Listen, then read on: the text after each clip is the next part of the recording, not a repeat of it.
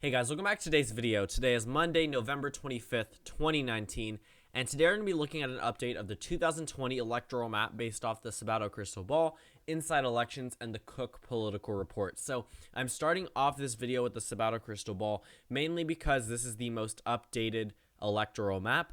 Inside Elections is, I believe, September 1st, so the earliest of September, obviously, and then it's followed by Cook Political Report, which is end of October, beginning of November time period. So the reason why I'm covering this is, again, we're getting about a year out from the election, and it should be pretty interesting looking at this changing map. I really want to make a video about this so I can compare it later on to the actual results or the changing ratings by a number of these pollsters and prediction companies. And if you take a look at the changing Democratic field, practically changing daily, we are probably going to see this map fluctuate over time depending on who the likely nominee is going to be. So I'm assuming that this is a generic Democratic map, generic Democrat map, mainly because we don't have a Democratic nominee yet. And yes, there is a clear idea about who the front runners are, but again, things definitely can change overnight. If anything, this election has proved, it has proved that. So looking at this Sabato Crystal Ball, this is not exactly the worst map for President Trump. We're going to see a couple of maps after this that don't necessarily favor the president as much in some of these swing states. As you can see on your screen, the Democrats and the Republicans are practically tied in this map. The Republicans, obviously, I'm referring to President Trump here, considering that he is the presumed nominee, even though that's a whole nother discussion for a whole nother video about primaries in the Republican side. But taking a look at this electoral map, 248 is not a bad number, especially for Democrats. This is also a number up from what Hillary Clinton got back in 2016. Her number was 232, and this actually gives the Democrats one state that they did not win back in 2016, and that is the state of Michigan. This goes into their column. It is only a lean margin, but it's still in their column regardless, so that definitely is a pretty good sign considering that this is starting early out, and that's how it's looking for them. But regardless of that fact, President Trump also has a pretty good map. Taking a look at this, he's entering into the 2020 election based off this with an already a lean lead in Maine, Maine 2nd District, Ohio, Iowa, North Carolina, Georgia, Florida, Texas, all of these swing states. And a lot of you argue with me about Texas being a swing state. I believe it is a swing state on the presidential level. Maybe not so much on the Senate or governor level, but definitely on the presidential level. We've seen it get a lot closer than it was back in 2008, 2012. So we definitely should see a little bit different of a shift, especially with its whole, I guess, change in demographics statewide, but that's besides the point. So President Trump is going in here based off this map with really only 3 states that he needs to focus on to win. That leaves 42 toss-up electoral votes, and right now those are the states of Wisconsin, Pennsylvania, and Arizona. Now, if you remember a little bit of history about, Nebraska's 2nd District, but if you remember a little bit of history about Wisconsin and Pennsylvania, both of these states went to President Trump, but also went to President Barack Obama for both of his elections. So these are states that have flipped from the Obama column over into the Trump column. Definitely was due to Hillary Clinton being the Democratic candidate. We could likely see either Donald Trump winning here again or a possible loss, especially if we see someone like Joe Biden, Bernie Sanders, Elizabeth Warren as the nominee. It's going to be really hard for President Trump to convince voters that are already taking very, very big leaps towards these Democratic candidates. If you take a look at some of the data right now, Arizona, I definitely think, is a lot more in play than some of these Rust Belt states. But President Trump is going to need all of them. He's going to need all 42 of the toss-up electoral votes. I mean, he can sacrifice Nebraska 2nd. He can sacrifice Wisconsin, but he cannot to give up Pennsylvania, because if Democrats are winning in Pennsylvania, they're winning in Wisconsin.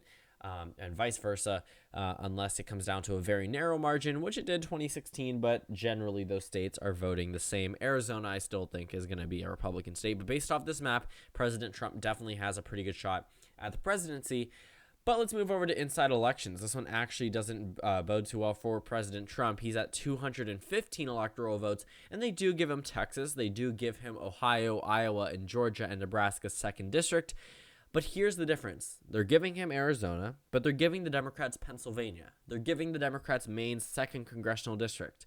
That puts the Democrats at 269 electoral votes. That's one away from 270.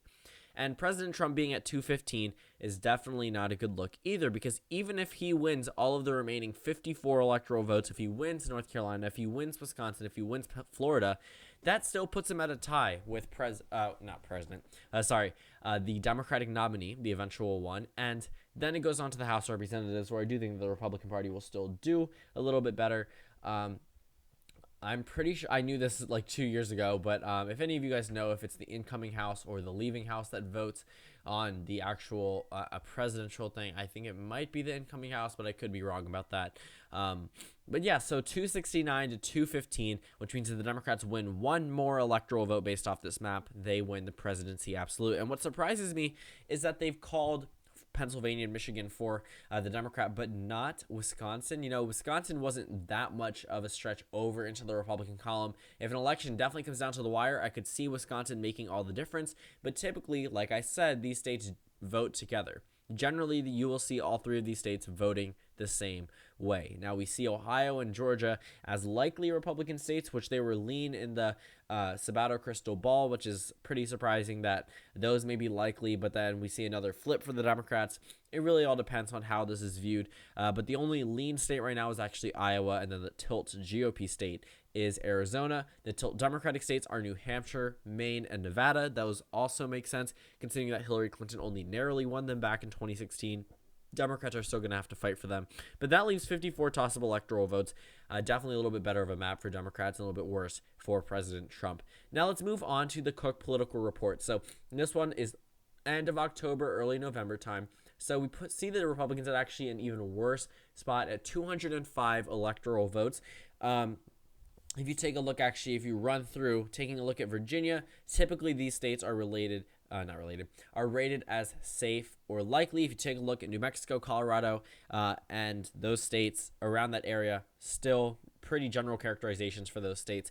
So we shouldn't expect President Trump going there unless he's focusing on Cory Gardner's Senate seat, which pretty much the presidential election for him there and the Senate seat are definitely out of reach as of right now. But again, things can change. So this puts the Democrats at 248, the Republicans at 205. I mean, if we're looking at this electoral map, it doesn't show the best news for President Trump. Again, he's winning in swing states, but it's still not enough to push up his numbers. I mean, he's winning in Georgia, he's winning in Ohio, he's winning in Iowa, he's winning in Nebraska second, he's winning in Texas, and he's winning in Maine's second district.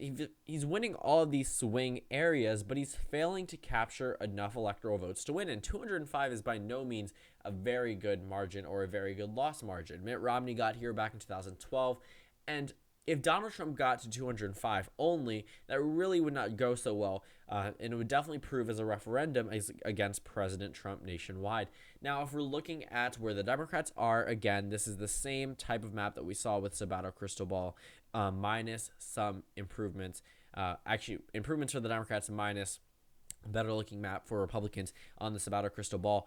As for this Cook Political Report map, again, Trump has some swing states, but it puts him at 205, and that leaves 85 toss-up electoral votes, and the Democrats are very, very close to victory. They're winning back Michigan, which is something consistent with all three of these, political companies and their outline for the 2020 election, which is definitely not a good sign for President Trump. We have a very interesting Senate race there that we need to take a look at, and it doesn't look too well for the Republican candidate there either, though they definitely have a little bit more of a shot than they did when they ran back in 2018. That is John James in Michigan.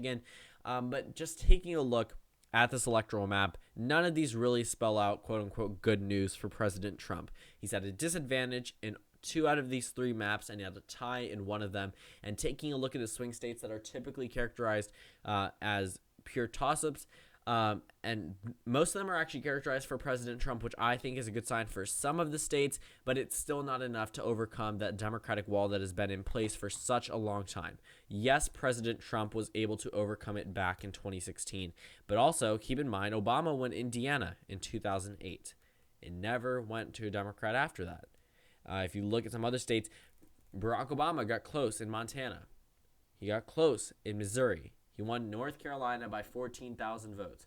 Okay, some of these states haven't voted for a Democrat since, and if you take a look at the 2020 map, probably aren't voting for a Democrat now. So we could possibly see a repeat. If we have a very strong Democratic candidate that could run, obviously on the Democratic side, we might not see a close race in the Rust Belt. We may actually see likely margins, possibly safe if there's a really good Democratic nom, but President Trump does not have this coalition that he had back in 2016.